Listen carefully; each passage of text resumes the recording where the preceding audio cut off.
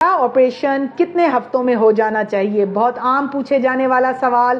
یہاں پہ میں ان بچیوں کے بارے میں بات کروں گی جن کا پہلا ایک آپریشن ہو چکا ہو اور وہ آپریشن اس طرح سے ہوا ہو کہ ان کو یا تو دردوں کی گولیاں رکھی ہوں اور ان کی لیبر پین نہ سٹارٹ ہوئے ہوں، یا وہ بچیاں جن کی ہڈی تنگ تھی اور ڈاکٹر نے بتا دیا تھا کہ آپ کی ہڈی تنگ ہے، آپ بچہ نارمل ڈیلیور نہیں کر سکتی، تو نیکسٹ ٹائم انہوں نے ٹائملی ڈیسائیڈ کرنا ہے بچہ ڈیلیور کرنے کے لیے، اور 38+ ویکس از دا سیفسٹ ٹائم پیریڈ.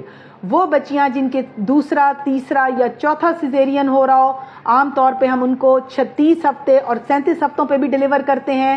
یہاں یہ چیز آپ ذہن میں رکھیں بچیاں جو بھی مجھے سن رہی ہیں کہ آپ نے لنگ میچورٹی کے انجیکشنز ہیں جس کو ہم ڈیکسا انجیکشن کہتے ہیں، یہ ڈیلیوری سے پہلے لگتے ہیں، اس میں لنگس میچور ہوتا ہے، اور یہ 12 گھنٹے 3 ٹیکے پہلے لگتے ہیں اور 12 گھنٹے کے بعد دوبارہ لگتے ہیں.